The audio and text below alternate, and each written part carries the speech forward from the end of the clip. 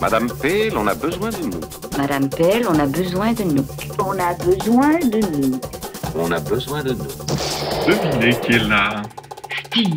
Que vous êtes perspicace. Je n'entre qu'un instant, le temps de boire une coupe entre deux surprises parties. Vous avez frappé à la bonne porte.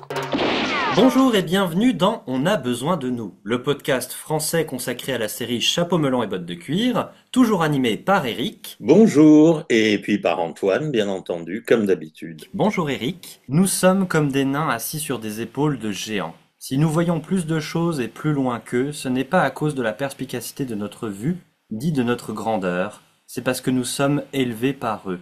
Cette phrase, elle date du XIIe siècle, elle a été écrite par un religieux du nom de Bernard de Chartres, et en fait elle correspond tout à fait à notre épisode du jour qui est consacré à Dave Rogers, le grand historien de la série décédé le 5 juillet dernier. Une personne sans qui, eh bien en fait on serait tout simplement pas là. C'est quelqu'un qui a beaucoup apporté sur la série, sur la connaissance de la série et sur ses coulisses. C'est une personne qui malgré tout est relativement inconnue de la sphère francophone. C'est un peu normal, il faut pas oublier que ces livres n'ont jamais été traduits en français aussi. Il y a toujours ce problème de barrière de la langue. Oui, je voulais qu'on commence par ça, comment l'un et l'autre on s'est retrouvés à lire du Dave Rogers, Oui. parce qu'effectivement comme ces livres ne sont pas disponibles en France, il faut quand même avoir une certaine pugnacité, je pense, pour tomber sur ce nom et sur ses écrits de ce côté de la Manche. Moi, je pense que je découvre Dave Rogers sur le monde des Avengers. Et il y avait toute une page sur Dave Rogers, sur ses différents guides. Donc, je pense que la première fois que je rencontre le travail de cet homme, c'est à ce moment-là.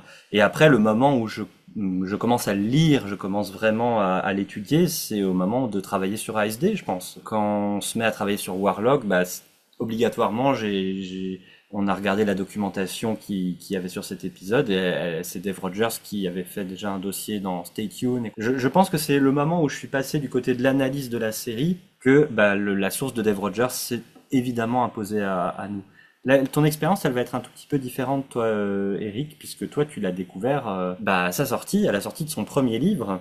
Oui, mais c'était totalement par hasard, mais j'étais à Londres cette année-là, c'était en 1983, ou alors peut-être que c'était en 84, parce que le livre a dû probablement sortir pour les fêtes de fin d'année 83. J'ai dû y aller en début d'année, peut-être au printemps, à Pâques probablement, les vacances de Pâques, tu vois. J'étais sorti un soir et en rentrant, mais donc il était plus de minuit, tu vois, je vois une vitrine de librairie, je m'en approche comme d'habitude, et elle était éclairée et en plein milieu de la vitrine, le premier livre de Dave Rogers, marqué juste The Avengers, même pas son nom sur la couve, mais les portraits de Honor, Diana, Linda et de Patrick. Inutile de te dire que dès le lendemain matin, à l'ouverture de la librairie, j'étais déjà présent avant l'ouverture de la grille. Il faut comprendre qu'en 1983, cet ouvrage fait l'effet d'une bombe parce que pour nous, Français, en tout cas même moi, si j'avais déjà fait énormément de recherches, nous n'avions aucun document. Il n'y avait pas d'ouvrage anglais, il n'y avait rien qui pouvait nous permettre d'accoster la série. Donc ça, c'était la merveille, c'était de voir défiler tous les épisodes de Blackman avec des photos. Donc, enfin, on va prendre le temps de détailler tous les livres de Dave Rogers parce qu'il n'y en a pas énormément, il y en a 5. Donc ça sera l'occasion de voir un petit peu comment il a construit petit à petit ce savoir sur la série. Avant, on va revenir sur son parcours parce que ça me semble important pour saisir un peu qui était Dave Rogers et surtout de voir à quel point son parcours est pas un parcours typique, pas un parcours d'historien qui, arrivé à la fin de ses études, se dit tiens, je vais enquêter sur la télévision et sur les séries télé. C'est quelqu'un qui a été chanteur. Je crois avoir lu qu'il a fait une tournée avec les Beatles. Je sais pas si tu as des choses à nous dire un peu là-dessus. alors ça, je savais pas, mais c'est fort possible. Il a chanté entre la fin des années 50 et le début des années 60. Il a sorti plusieurs 45 tours, 4 titres. Ça s'inscrit dans la veine du jeune rock'n'roll de l'époque, quoi. Donc évidemment, Elvis Presley, des Beatles. Il n'est pas resté très longtemps dans cette activité, mais on y reviendra parce que c'est intéressant qu'il vienne du milieu de la musique, justement. Et son nom, c'est Dean Rogers, quand il fait Oui, de la si vous musique. voulez trouver des images de ces disques ou trouver la liste des chansons qu'il a enregistrées, il faut faire les recherches avec Dean Rogers, en fait. Oui. Et puis après, il est devenu peintre de bâtiments. Et en fait, il y a cet événement franchement, on dirait un épisode de The Avengers, c'est vraiment drôle. Il fait une chute d'échelle. Et comme Tara, il se retrouve plâtré pendant 10 mois. Et en fait, il décide d'occuper son temps en consignant des informations sur les séries qu'il avait eu le temps de voir quand il était jeune adulte, parce que Dave Rogers, il est né en 1938, donc quand la série est diffusée, il a entre 25 et 30 ans. Et puis bon, il a un projet de fanzine. Il aimerait lancer un fanzine, comme à l'époque ça se fait beaucoup pour tout ce qui est un peu culture populaire, culture underground, la musique, la bande dessinée et les séries télé. Et alors qu'il parle de son projet de lancer un fanzine à un inconnu dans un pub, celui-ci lui conseille de contacter les ayants droit. Il lui dit, mais attends, la série, tu peux pas faire ce que tu veux. C'est à partir de ce moment-là qu'il va se retrouver sur la piste de ITV Books. Il tombe sur un jeune éditeur là-bas qui s'appelle Neil Tennant et qui lui dit, oh non mais attendez, si on fait un truc sur The Avengers, on va pas faire un fanzine, il faut que vous fassiez un livre. Est-ce que vous avez le matériel pour faire un livre d'au moins 250 pages? Dave Rogers lui dit, mais bien sûr, oui, bien sûr, c'est parfaitement imaginable. Donc, alors, il faut peut-être préciser à cet instant qui est ce jeune homme, Neil Tennant, parce qu'en fait, il s'apprête lui-même à devenir une superstar anglaise. C'est ni plus ni moins que l'un des deux membres, avec Chris Lowe, des Pet Shop Boys. Le livre sort en 83 et eux, ils sortent leur premier hit en 84. Donc c'est marrant, je pense que ça a dû bien matcher entre ce jeune rédacteur, éditeur, mais qui en fait est un musicien dans l'âme, et cet ancien musicien. Je pense que le lien s'est très bien fait grâce à ça, et c'est amusant de voir que c'est grâce à ce garçon que le premier livre de Dave Rogers est sorti. Et ce livre, c'est un succès, 44 000 exemplaires vendus. Oui. Je pense que personne n'imagine à l'époque qu'un livre sur la série ferait un carton pareil. C'est une vraie surprise, surtout que ce type de format de livre, c'est ce qu'on appelle les beaux livres pour Noël. Il est clair que ça coûte cher, donc on les offre pour des fêtes, des anniversaires ou les fêtes de fin d'année. 44 000, c'est vraiment best-seller dans cette catégorie-là, en fait. Et évidemment, comme tu l'as dit, il va y avoir une réédition en 84. Quand il sort son deuxième livre en 85, il y a une troisième édition qui sort du premier, d'ailleurs avec un plus beau papier à chaque fois, une couverture plus dure. Et en même temps, les Avengers, il ne faut pas oublier, étaient en train de revenir à la télé britannique pour leur première rediffusion. Un peu grâce à Dave Rogers, la mode des Avengers reprend et on sait qu'à partir de là, va commencer à se fabriquer le culte, en fait. Il y a cette idée qui est importante aussi vis-à-vis de Dave Rogers, c'est que du coup, il y a le livre qui va devenir un peu la référence, la Bible qui compulse les éléments, les infos, les épisodes, les fiches d'épisodes, les synopsis. Et puis, il y a un rapport avec le public qui, je pense, est important pour Dave Rogers, puisque malgré tout, il va le faire, son fanzine. Alors, je suis pas... Les deux sortent en 83, donc je sais pas lequel des deux arrive en premier, mais la même année, il sort On Target, qui va être son premier fanzine. Le premier numéro, c'est Tara King dans Clownery avec cette photo qu'on connaît bien maintenant avec le pistolet. Et dans ces fanzines, en fait, il va y avoir un rapport à l'actualité, au courrier des lecteurs, aux avis des lecteurs sur les épisodes. Donc, il va y avoir une dimension peut-être plus directe. Via le fanzine, il a fini par créer un fan club, tout simplement. Je pense qu'il y avait des cartes de membres et tout. Bon, j'ai jamais été inscrit. Moi, j'ai communiqué plus tard, mais on reviendra dessus plus tard, mais j'ai communiqué plus tard avec lui. C'était le principe du fan club, comme il y en avait pour tous les chanteurs à la mode à ce moment-là. C'est un truc qui est né à la même époque où il faisait, lui, de la musique. Ça a peut-être réuni des tas d'esprits qui étaient un peu égarés dans tous les coins, mais qui se sont tous retrouvés autour du fanzine.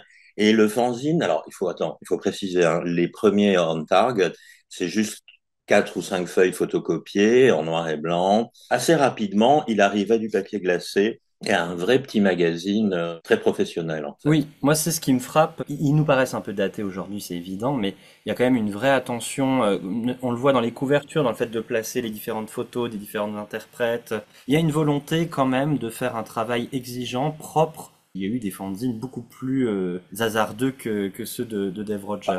Oui, ça on est d'accord. En plus, surtout, il s'est fait épauler très rapidement par des illustrateurs qui se révélaient être tout aussi fans que lui, donc du coup qui mettaient tout leur cœur à faire des dessins de tout le monde, de tous les personnages. Il a réuni une petite équipe aussi de rédacteurs. Il va y avoir toute une bande de personnes, on ne peut pas citer tout le monde, illustrateur, rédacteur, autour du fanzine de Dave, en fait. Voilà. Lui, il va continuer à faire des livres simultanément. Oui, et d'ailleurs, on va revenir aux livres, si tu veux bien. On va les prendre les uns après les autres, et on reviendra sur les fanzines un tout petit peu plus tard. Donc, ce premier livre qui s'appelle... Oui, il s'appelle Avengers. Il propose les 161 épisodes originaux, leur synopsis, on va dire, le casting, des photos, et c'est signé Dave Rogers en petit, discrètement. C'est un livre entièrement en noir et blanc, qui est bourré de très belles photos. Et franchement, c'est un très beau travail. Est-ce qu'on a déjà des éléments de production, des scripts, des choses comme ça qui sont reproduits dans ce premier livre? Alors non, dans celui-là, pas encore. Il fait à chaque fois, pour chaque saison, une introduction qui est déjà assez détaillé sur qui est engagé, qui fait quoi, les changements d'équipe, les nouveaux arrivants, le fait qu'on passe de la vidéo au film et tout ça est déjà relaté, bien entendu. Mais il n'y a pas encore beaucoup de détails parce que ça va vraiment changer d'ici la fin de la décennie. Il faut le rappeler, à l'époque, rien d'autre n'existait. Donc déjà avoir ce qu'on appelle un guide des épisodes, en fait, complet, très détaillé, c'était merveilleux, en fait, tout simplement. Faut le rappeler parce que c'est pas évident. À l'époque, si on ne voit pas les Avengers à la télévision au moment où ils sont diffusés, on ne les voit tout simplement pas. Ben oui, oui. Et lui, il fait ce travail dans ce contexte-là aussi, c'est-à-dire qu'il peut pas vérifier rapidement une information. Il peut se faire projeter des épisodes, lui, quand il travaille sur la série, parce que il a les archives à côté, il dit, ah, vous pouvez me projeter, je sais pas, à caméra meurtre. C'est quand même un rapport à l'information qui est beaucoup plus laborieux que celui qu'on a aujourd'hui. Je me laissais dire que depuis enfant, il avait pris l'habitude de noter toutes les dates de diffusion des programmes qu'il aimait. Il l'avait fait pour Chapeau Blanc, mais pas forcément pour tous les épisodes. Il avait forcément des trous. Cela dit, dans le volume 1, on n'a pas encore les dates de diffusion ou les dates de tournage. Ça va pas tarder à venir. Je propose qu'on passe au deuxième Oui. ouvrage. Alors, le deuxième, Avengers Anew. Everything you ever want to know about the Avengers and the New Avengers. Ça y est, les New Avengers débarquent avec celui-ci. Les New Avengers débarquent, mais c'est quand même Steve et Emma dans Voyage sans retour qui font la couverture. Une couverture bleue. Donc, il le dit très clairement en sous-titre, ce livre, c'est Avengers Galore, Vintage and New, donc c'est-à-dire les anciens Avengers et les nouveaux. Et c'est préfacé par Patrick McNee. Ah ah. Donc, on voit que le succès du livre 1, il a évidemment trouvé le moyen de le faire parvenir à Patrick McNee, et pas que, hein, je pense qu'il essaye de contacter à peu près tout le monde. Celui-là, franchement, il est spécial comme livre parce qu'on se rend compte qu'il est en train de découvrir tellement de documents, tellement de nouvelles choses qu'il a envie de tout dire, de tout délivrer. Il nous fait un chapitre sur la réception des Avengers aux USA, donc avec les photos qui illustrent cet article sont la séquence de l'échiquier, bien sûr, de Steve et Emma en noir et blanc. En fait, par exemple, il va nous livrer des choses qu'on ignore totalement à l'époque. C'est que certains scénarios sont complètement différents. Il y avait des grosses différences et il tombe sur celui de Never Never Say Die, dont on a nous deux déjà parlé très longuement, grâce à lui un petit peu parce qu'on a ce scénario depuis longtemps. Donc ça, c'était des belles découvertes. On comprend qu'il avait envie de les partager. Il nous fait un article sur les doubles, donc évidemment les cascadeurs, les cascadeuses. Il nous fait une page sur les voitures et il essaye de commencer à s'attaquer à la chronologie de la saison 6. Ce qui n'est pas une mince affaire, comme tu le sais. Oui, parce que ce qu'on peut peut-être dire pour ceux qui savent pas, c'est que la saison 6 est diffusée dans un ordre complètement anarchique au Royaume-Uni. Ah oui, oui, complètement. Oui. Alors il change d'éditeur aussi pour ce livre, hein. Il est chez Box 3.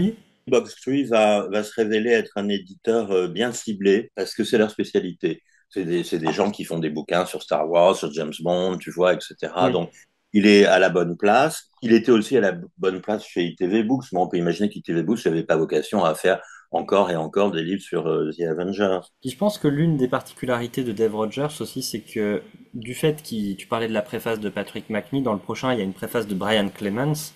Il va vraiment se rapprocher des cast and crew de la série. Il va créer un lien de confiance avec eux et il va vraiment savoir leur parler, vraiment savoir leur poser les bonnes questions, aller au-delà des récits un peu bien huilés des uns et des autres, leur sortir des documents, leur dire mais attendez par rapport à ça, par rapport à ci. Et ça, c'est quelque chose que peu ont réussi à faire. Moi, je vois beaucoup d'interviews, par exemple, de Linda Thorson ou de réalisateurs de ces époques-là qui se retrouvent un peu tout pétrifiés devant eux et n'arrivent pas à en tirer quelque chose de très intéressant parce que il y a une espèce de mécanique qui est déjà tout en route chez ces comédiens et chez ces réalisateurs et qui permet pas de rentrer dans les questions intéressantes. S'ils n'ont pas des spécialistes en face d'eux, ils ressortent les mêmes choses que on leur demandait de dire à l'époque. En plus, à l'époque des studios, ils restent dans leur marque, quoi, si tu veux. Alors qu'en fait, tu découvres rapidement qu'ils ont beaucoup d'autres choses à dire. Et si tu vas leur montrer, non, mais ça, c'était tel épisode, mais là, vous vous trompez parce qu'il y a celui-là, tu leur montres des photos parce que c'est ce qu'ils devaient faire, etc. Et là, d'abord, ils se rendent compte que vous êtes passionné par leur travail, ça, c'est toujours agréable. Et deux, ils vont lui faire une grande confiance. La confiance de Patrick, il va la gagner. C'est grâce à ça que les vidéos finiront par sortir, en fait. Ah, et voici notre cher historien. Madame Pale, puis-je vous présenter Monsieur Max T. J'ai entendu dire que vous écriviez un livre. Oui, sur Jamie le Terrible, le 13e propriétaire du château. Donc The Complete Avengers, le troisième, The Full Story of Britain's Match Crime Fighting Team, publié chez Saint-Martin de Presse à New York, puisqu'en fait il y a une édition américaine et une édition britannique, donc j'imagine que la britannique elle est chez Box Tree. C'est le plus gros avant le prochain, 286 pages. C'est un gros bouquin. Bon, il fait le même format que les deux autres, hein, c'est la même taille, mais beaucoup plus épais. Toujours en noir et blanc. Toujours plein de nouvelles photos rarissimes. Donc, à chaque fois, c'est comme s'il refaisait le même livre, sauf que là, c'est beaucoup plus détaillé. À tel point, par exemple, tu trouves le début de la saison 6, tu trouves des pages entières de photos de Invitation to a Killing, dont on vous a largement parlé dans un podcast. Enfin, c'est des raretés et ils rentrent vraiment pour le coup dans le détail de la production.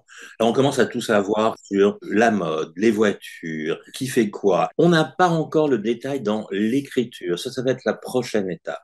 Donc, ce livre passe pour beaucoup de fans, mais c'est pas de leur faute, hein, comme étant le plus important livre de Dave Rogers, c'est qu'après, il ne fera que se redire. Grave erreur, hein, grave erreur. Il ne va jamais se redire parce qu'il va tout le temps amener des nouveaux éléments et se redécouvrir. Moi-même, je l'ai dit par erreur un jour dans une interview que c'était le meilleur livre sur la série, mais en fait, non. Ce qu'on peut dire, Antoine, c'est que le succès est toujours au rendez-vous et c'est pour ça qu'il va y avoir une édition américaine avec une couverture différente. La couverture de The Complete Avengers, elle est amusante parce que c'est une photo qu'ils ont faite spécialement eux pour la couve, avec le chapeau melon, le parapluie et une carnation, un œillet, sur lequel ils ont mis des silhouettes en carton de Emma, Tara et Cathy. Et pour la quatrième de couverture, il y a Gambit et Purday autour d'une bouteille de champagne Bollinger. La couverture américaine, en revanche, reprend la séquence de l'échiquier, ce qui paraît logique d'ailleurs, puisque c'était l'introduction de la série aux États-Unis.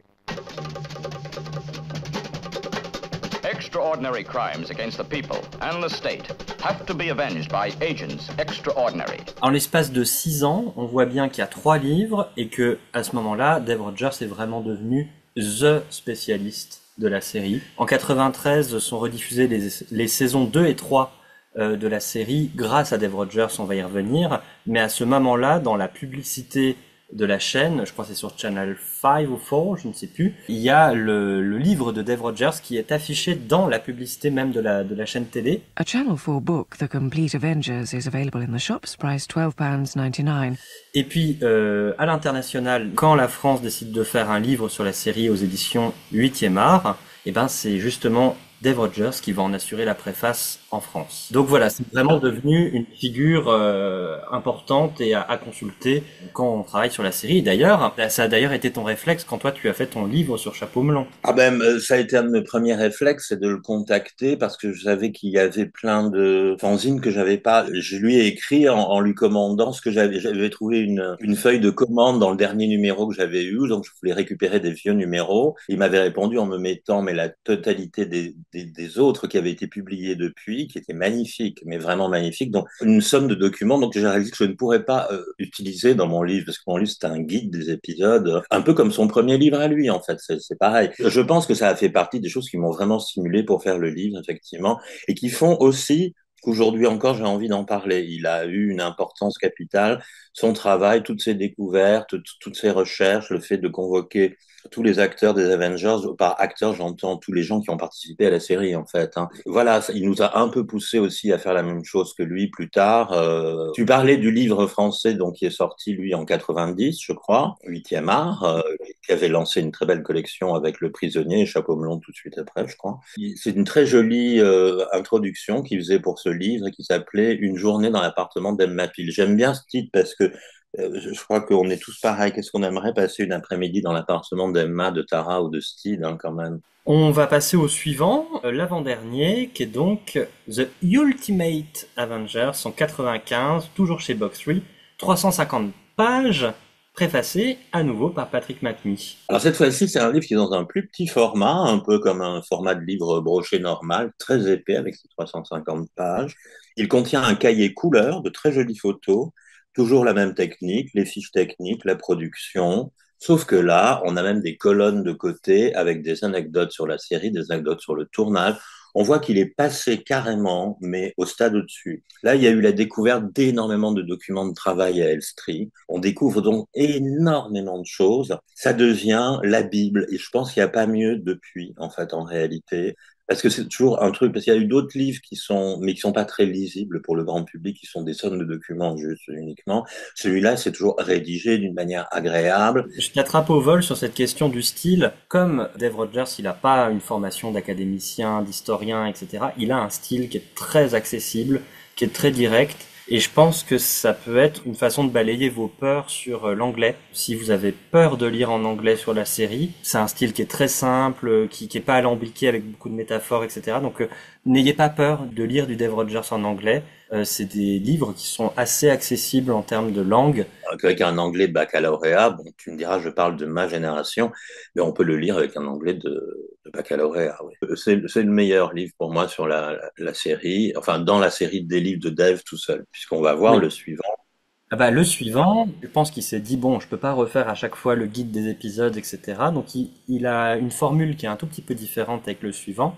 C'est Avengers and Me, sorti en 97, qui va être réédité plusieurs fois, dont une fois sous le titre The Inside Story. En fait, ça veut tout dire parce que c'est un livre qui est fait avec Patrick Macnee. Oui. Patrick Macnee qui raconte tout ce qu'il a à raconter sur la série avec Dave Rogers à côté, qui le guide un peu dans ses réponses. Qui arrive à le pousser dans ses derniers retranchements, dans ses souvenirs. Alors, il n'y a pas que Patrick Macnee, parce qu'en honte du témoignage de Patrick Macnee, parce que c'est un livre de Patrick Macnee et Dave Rogers, on a des réalisateurs, des auteurs qui parlent un petit peu aussi, qui décrivent, pour le coup, une inside story, oui, parce que ils donnent leurs souvenirs directs à chaque fois. Alors, cette fois-ci, ils sont passés à la couleur. On est sur un papier glacé couleur, mélange de photos noir et blanc et couleur. C'est un très beau livre, il est indispensable pour les fans de la série, parce qu'il dit beaucoup de choses qu'on ignorait, en fait, des choses assez drôles et quelquefois plus tristes, mais qui sont la réalité des tournages. Il est très agréable à lire parce que justement, Patrick, façon de raconter les histoires, Patrick Macnee qui est assez génial. Dans l'introduction, il dit que non mais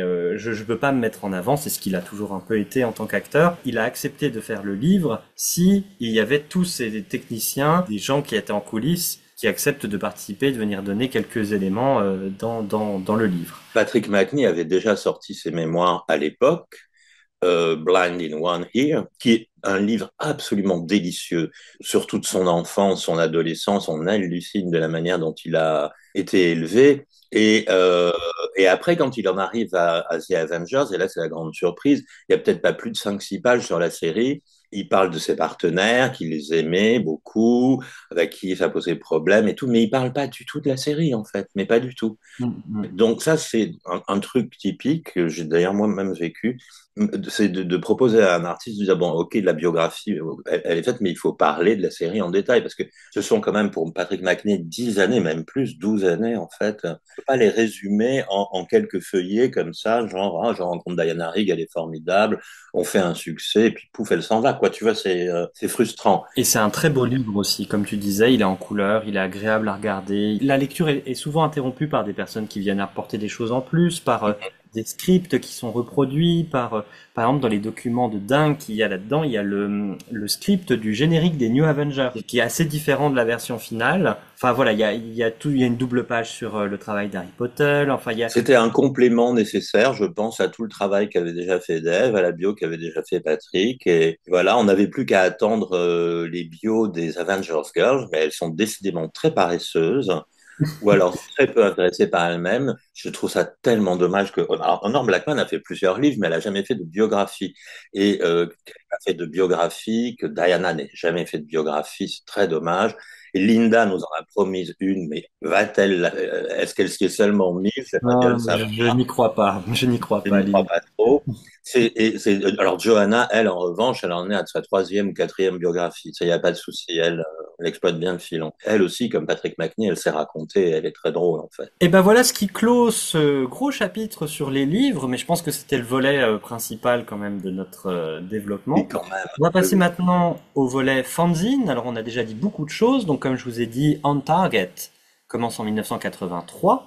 Ce qu'il faut savoir, c'est qu'on a quand même des éléments clés dans les fanzines. On peut pas totalement se passer des fanzines. Les livres sont pas un résumé du best-of des fanzines. On peut pas résumer ça à ça. Non. Et par exemple, moi j'en ai un dans ma collection que tu m'as offert et je t'en remercie. C'est le On Target de avril 86, qui est un spécial interview et dans lequel on trouve une interview de Diana Rigg, de Patrick Macnee, de Garrett Hunt, de Joanna Lumley, de Linda Thorson, de Brian Clements et de Patrick Newell. Et avec vraiment toujours ce même sens de la question. À l'époque, elles n'étaient pas du tout présentes dans les livres. Alors, j'imagine qu'on en reparlera tout à l'heure, mais elles ont été certaines rééditées depuis. Non, c'était du matériel en plus. Donc, le fanzine, il faut réaliser la quantité de matériel. Lui-même se rendait bien compte qu'il pouvait pas tout mettre dans ses livres, en fait, parce que il couvrait tellement de choses, tellement de documents, et il voulait les partager avec les fans du monde entier. Et il l'a fait généreusement avec ce fanzine. Je le découvre en 85, pareil. Je suis à Édimbourg, en fait. Je tombe sur une boutique où je trouve ça. Et je dis, ah tiens, c'est bizarre ce truc-là.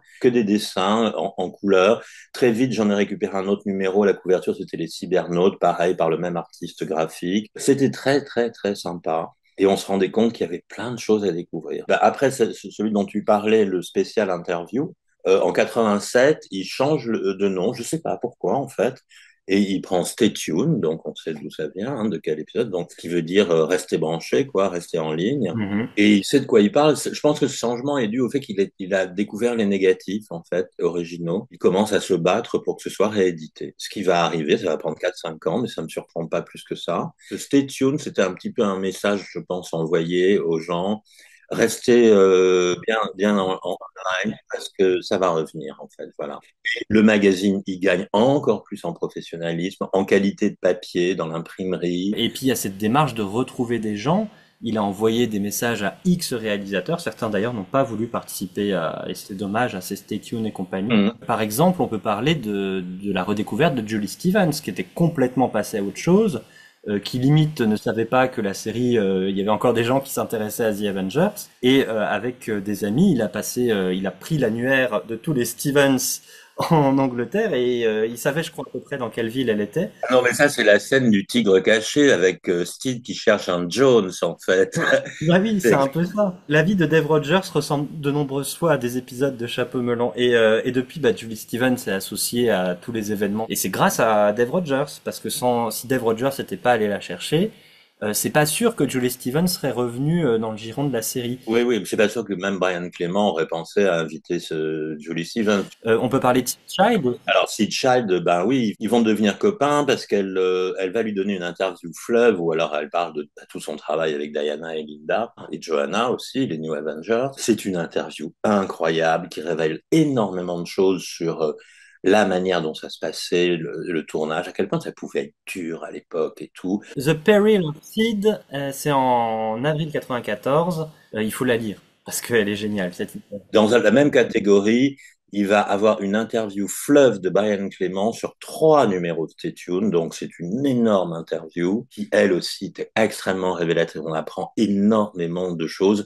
y compris sur la mauvaise foi par moment de Brian Clement. Par rapport à ces fanzines, alors du coup, un fanzine, c'est pas toujours facile à trouver. Ils ont été tirés, je ne sais pas quel était le tirage de ces fanzines, mais il faut savoir du coup que depuis 2021, il y a un homme qui s'appelle Mark Witherspoon qui a décidé d'aller chercher Dave Rogers dans sa retraite en Turquie et il lui a dit ce serait vachement bien de rééditer tes fanzines sous forme d'ouvrage et donc il a appelé ça Stay Tuned to the Avengers et il y en a 2 volumes qui sont parus. Alors c'est de l'auto-édition, c'est sur Lulu je crois. Il ne s'agit pas d'une réimpression à l'identique des fanzines mais simplement une sélection des meilleurs articles, des éléments qui jugent les plus intéressants, qui sont repris et réintégrés dans un sommaire. Le côté amateur, et ce qui a permis l'existence de ce projet, donc c'est absolument génial, c'est peut-être aussi son talon d'Achille, c'est que du coup, c'est un ouvrage qui se fait en dehors du monde de l'édition traditionnelle, et qui se fait avec, ils sont pas allés rechercher les photos pour les rescanner. Il y a beaucoup de mises en page de l'époque qui restent telles quelles. Et autant le premier volume est vraiment très joli, un très beau papier, autant le second, il y a une petite baisse de qualité sur le papier. Donc voilà, on sent qu'ils sont confrontés à des conditions et des modèles économiques qui sont ceux d'une équipe amateur. Je pense que le problème de l'auto-édition quand tu t'attaques aux livres d'art, autant pour quand tu as envie de parler d'un sujet très pointu sur la série, comme le fait Rodney Marshall par exemple, ça n'a aucune importance, il s'agit que de texte. Et dès que tu t'attaques à la maquette et à la repro photo, c'est vachement plus compliqué quand même. Bon, cela dit, ces ouvrages ont un intérêt évident, quoi, parce que vous avez, par exemple, quand on vous parle de The Perils of Sid Child, donc l'article sur Sid Child ou l'interview de Brian Clement, tout ça, c'est dedans. Donc, vous pouvez les y retrouver sans avoir à vous battre pour retrouver les vieux fanzines, etc. L'avantage de Lulu, c'est que du coup, les livres sont imprimés à la demande. Donc, c'est-à-dire que quand vous commandez un livre, il est imprimé, il arrive chez vous, donc vous n'avez même pas de frais de port à payer. Enfin, si, il y a un frais de port, mais vous n'avez pas à faire venir un livre d'Angleterre. Donc ça, c'est le côté positif et qui fait que si vous voulez dès à présent lire du Dave Rogers, vous pouvez tout à fait aller commander ces 2 recueils des fanzines de Dave Rogers sans problème. Est-ce qu'on peut dire maintenant, Antoine, qu'il y a des possibilités qu'il y en ait un de plus, en fait? Oui. Oui, mais on attend d'avoir des confirmations parce que effectivement la mort de Dave Rogers remet un peu tout en jeu. On sait qu'il y en avait un troisième qui était prévu, peut-être pour ce Noël.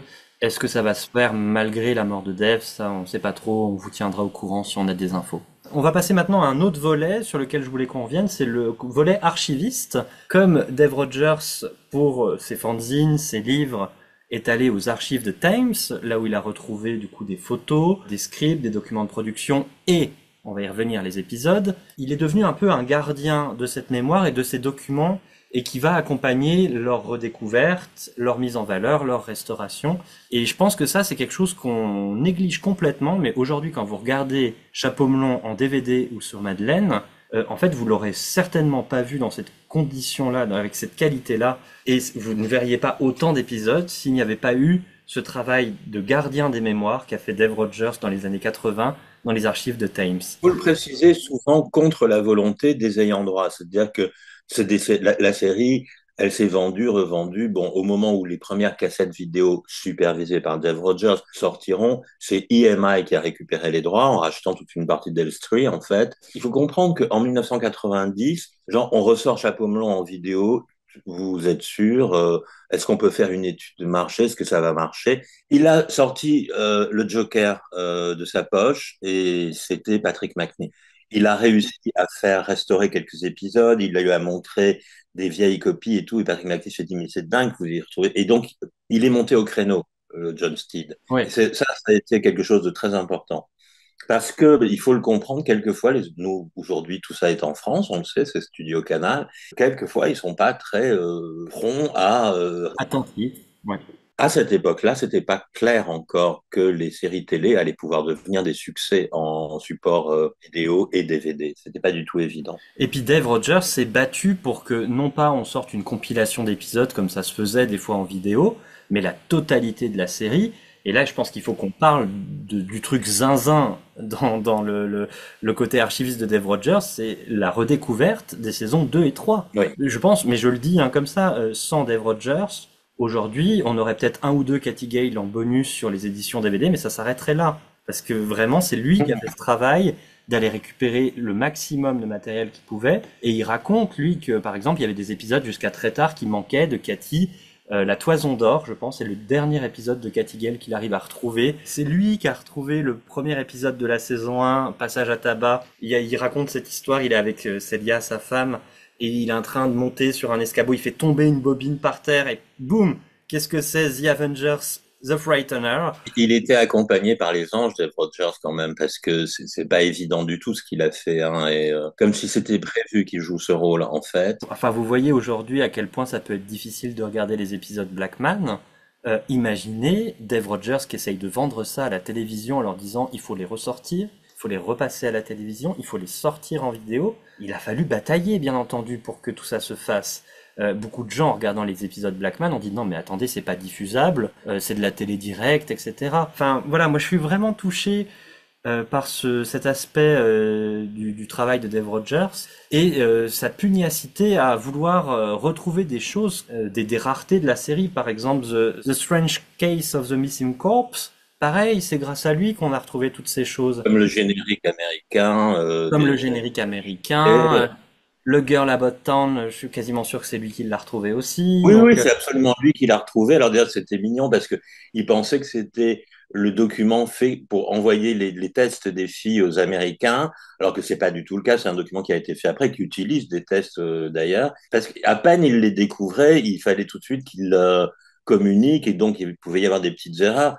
Mais d'ailleurs, il y a une longue interview de Linda Thorson où ils viennent de le revoir ensemble et où ils parlent longuement. Et jusqu'à très récemment, du coup, par exemple, dans le Stay Tuned qui est réédité par Marc, dans l'introduction, il donne ses dernières pistes pour les éléments qui manquent encore. Hein, donc vous les connaissez, les épisodes Bryce, la première version de Ton of No Return avec Elizabeth Shepard, la version complète du film The Avengers qui est sorti en 1998.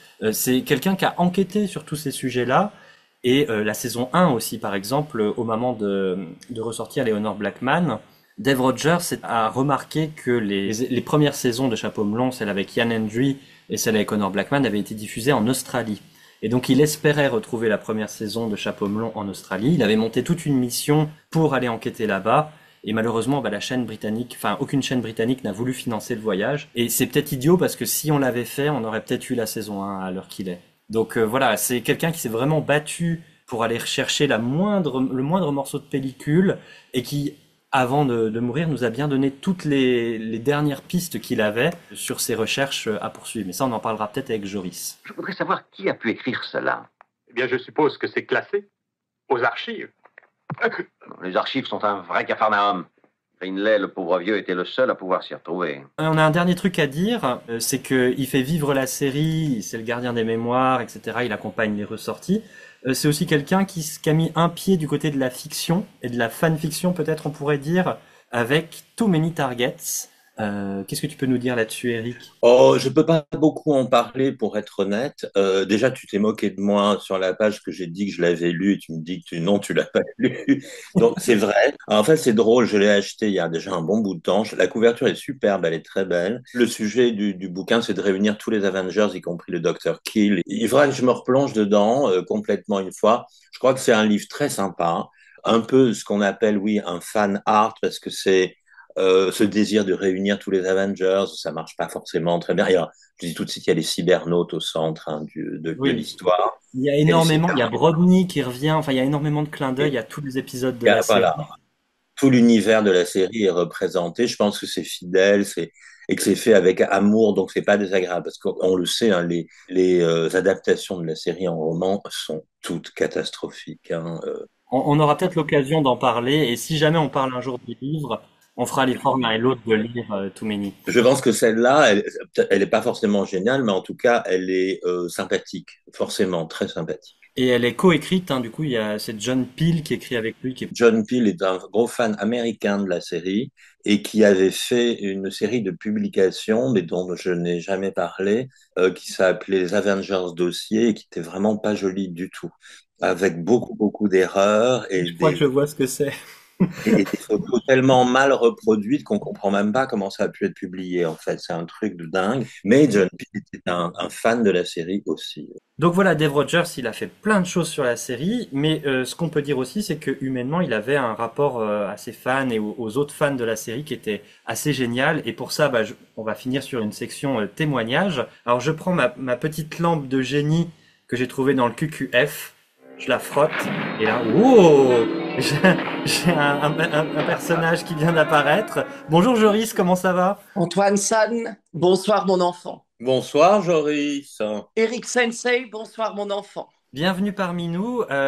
C'était indispensable que tu sois là avec nous aujourd'hui parce que tu es celui de nous trois qui a le plus conversé avec Dave Rogers. Donc on trouvait ça bien que tu nous en parles un petit peu dans le podcast. Et la première question que je te pose, c'est comment tu as découvert Dave Rogers, Joris? Alors, la toute première fois, en fait, que l'on m'a offert un ouvrage sur la série. Et c'est un ouvrage français écrit par Didier Liardet, Au Royaume de l'Imaginaire. À la fin, dans les produits dérivés sur toute la série, j'ai pu avoir un inventaire de tous les ouvrages anglais-français qui avaient été rédigés. Et c'est comme ça que j'ai appris la toute première fois la mention, la référence à Dave Rogers. J'ai acheté petit à petit, parce que j'étais mineur à l'époque, grâce à l'argent de ma tante. Elle m'achetait chaque mois des objets de Chapeau melon. Tu as acheté, du coup, tu as des fanzines, tu as des livres, tout ça, hein? J'ai eu ces fanzines, les On Target et les Stay Tuned. Oui, ça, j'en ai aussi. Oui. Il se trouve que j'aime beaucoup celui qui parle de la toute première rencontre de Steed et Cathy Gale dans Warlock. Ça, c'est de ces fanzines que je me souviens le plus. Et surtout, ce que je me souviens, c'est il a beaucoup œuvré aussi pour les épisodes en version intégrale de la série. Lorsqu'ils ont voulu commercialiser les premières VHS, puisque le problème qui se posait notamment aux États-Unis était qu'ils avaient des copies qui avaient été commercialisées, mais des copies qui dataient aussi de l'époque de rediffusion et donc des versions coupées. Dave Rogers a tout œuvré avec Patrick McNee pour sortir des éditions de qualité avec des versions les plus intégrales au mieux possible, en tout cas dans les années 90. Bah oui, ça c'est un truc dont on n'a pas parlé, c'est que effectivement, il s'agissait pas juste de ressortir les épisodes, c'est que il fallait ressortir les versions complètes. Par exemple, le Club de l'Enfer, c'est marrant parce que du coup, aucun coup de fouet ou deux, je crois, dans la version publiée. Brian Clemens avait dit à Dave Rogers, non mais en fait, il y en avait 4. Et en fait, au moment de ressortir le négatif original, Dave Rogers découvre avec surprise qu'il y en a 11 ou 12 de coups de fouet dans le Club de l'Enfer. Donc c'est aussi Dave Rogers qui a fait ce travail, et on aurait très bien pu perdre toutes ces scènes qui ont été coupées. Alors, ça correspond grossièrement aux scènes qui sont pas doublées dans les versions qu'on a aujourd'hui dans nos DVD français.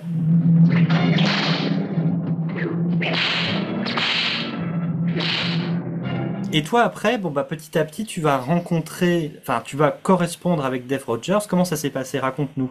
J'ai rencontré beaucoup de personnes liées aux producteurs de la série. Enfin, une fois, lors d'une conversation avec Mark Witherspoon, je parlais de lui et il m'a dit tu sais quoi, je suis en rapport avec lui, puisque lui et moi travaillons sur un ouvrage qui retrace ses meilleurs articles dans les fanzines de la série. Et si tu veux, je te le présente, parce que tu as l'air quelqu'un d'intéressant. Et il me l'a présenté fin 2021, et jusqu'à 3 semaines avant sa mort, lui et moi, on correspondait très régulièrement. C'était quelqu'un de très abordable, qui avait réponse à tout. Si vous lui écriviez un message, il allait forcément vous répondre. Et que lui était votre mentor, vous pouviez réaliser n'importe quoi. C'est pour ça que j'ai adoré lui parler, il était toujours là pour moi.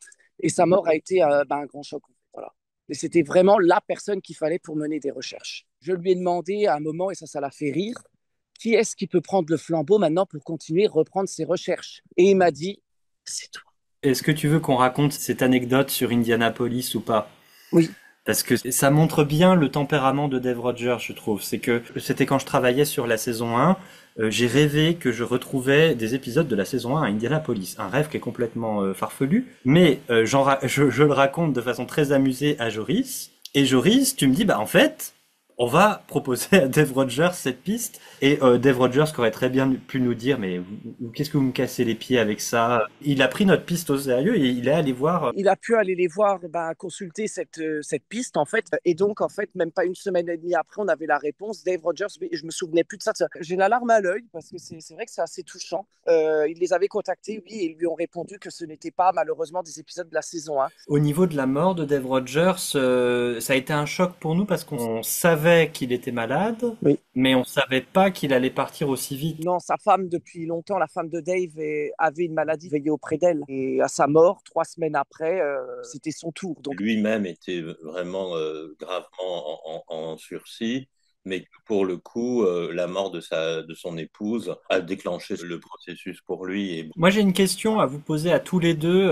On voit quand même le spectre de Celia Rogers sur tous ses travaux. Vous pensez qu'elle a eu un gros impact aussi sur tout ce qu'il a fait, Rogers? Moi, je pense, Antoine, parce que on sait qu'elle est déjà avec lui dans les caves de Thames Television. Oui. En train de décoller les négatifs qui ont subi des problèmes d'humidité. Mon Dieu, je connais ça très bien. Oui, en fait, elle a vraiment été sa première assistante et peut-être même son éminence grise. En fait, mais visiblement, vu la manière dont ils sont partis tous les deux, c'était des gens inséparables depuis très longtemps, en fait. Hein. C'était une belle histoire d'amour, visiblement, en tout cas. Est-ce qu'on aurait un dernier message?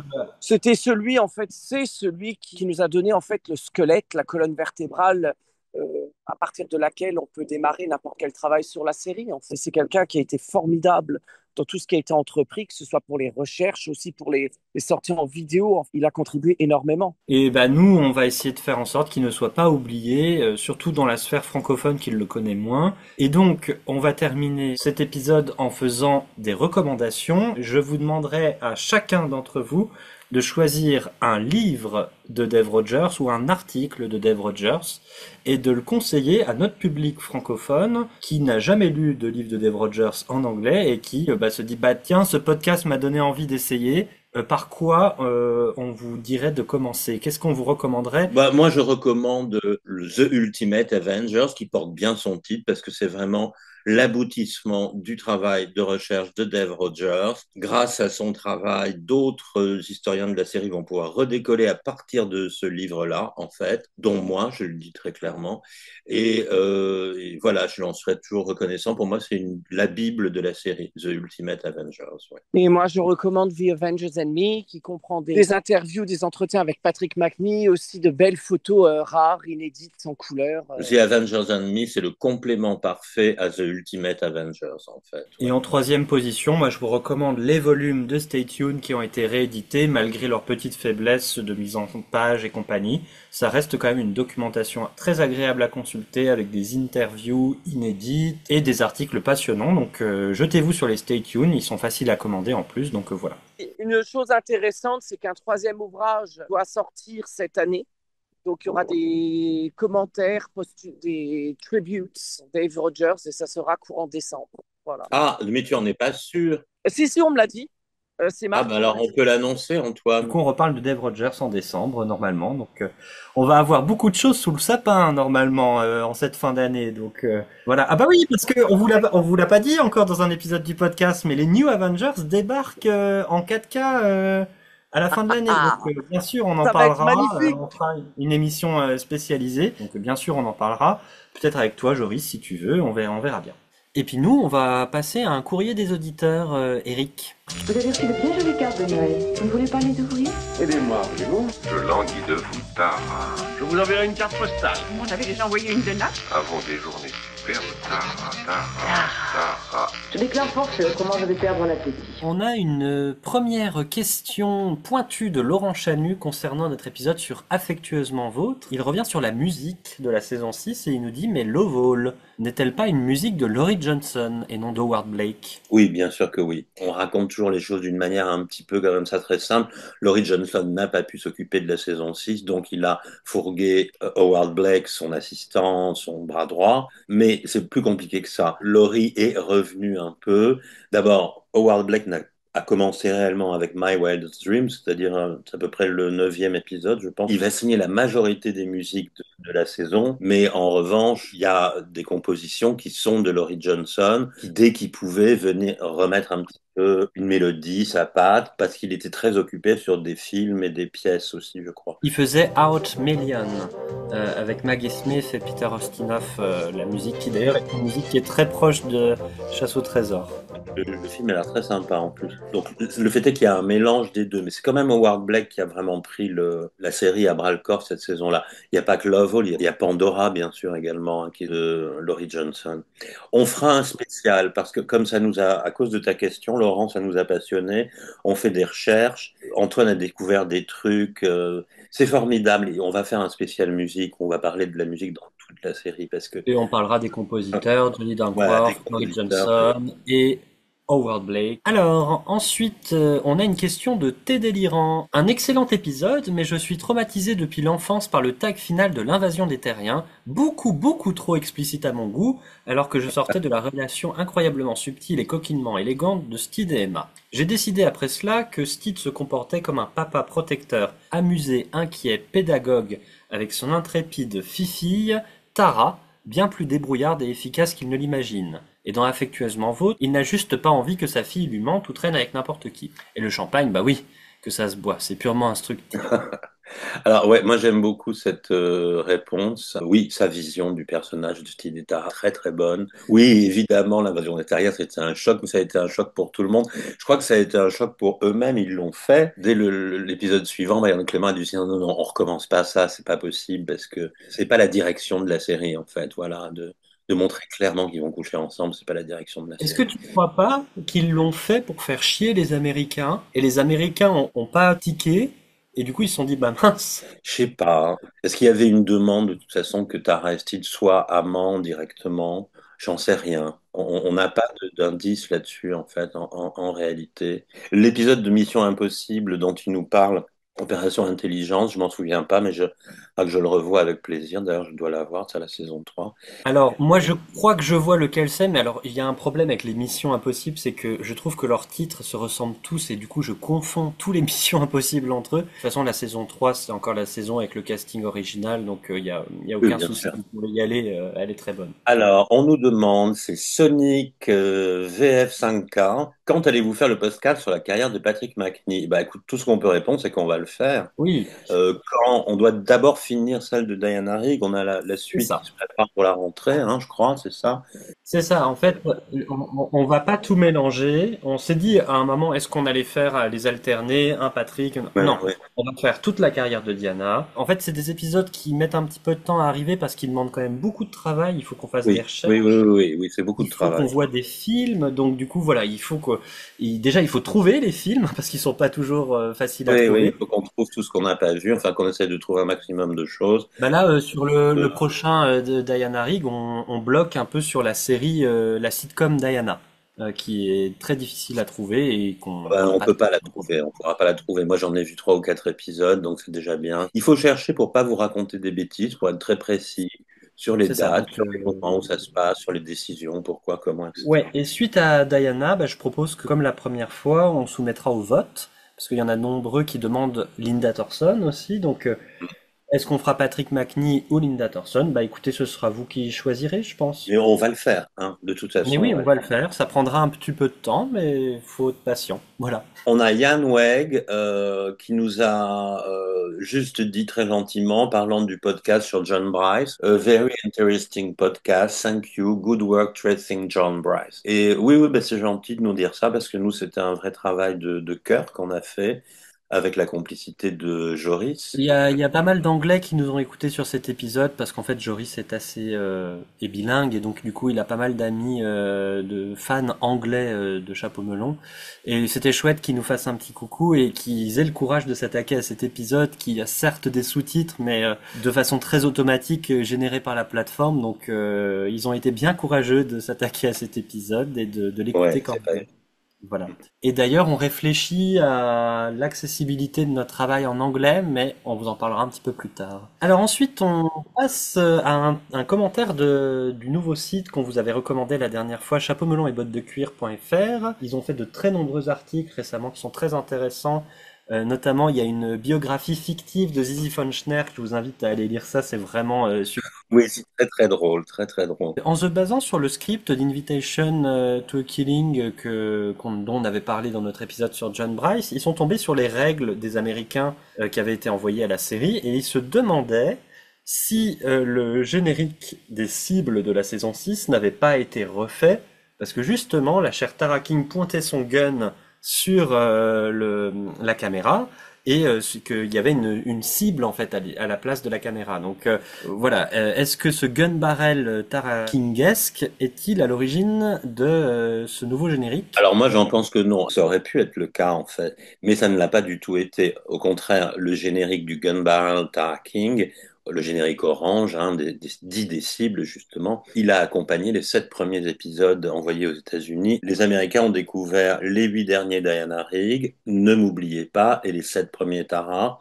D'un coup, c'est eux qui ont eu cette espèce de changement réel, ils l'ont vécu, et avec le générique des cibles. Ça les a pas du tout dérangés, non, pas du tout. Non, non, c'est une volonté de Clément et Fennell de montrer que Tara, c'est plus la même fille qu'on a dans le générique, elle a plus la perruque, tu vois. Et puis surtout, aussi, on peut dire que le premier générique de Tara, le générique des cibles, était quand même un peu comme une copie du générique de la saison 5, en moins bien.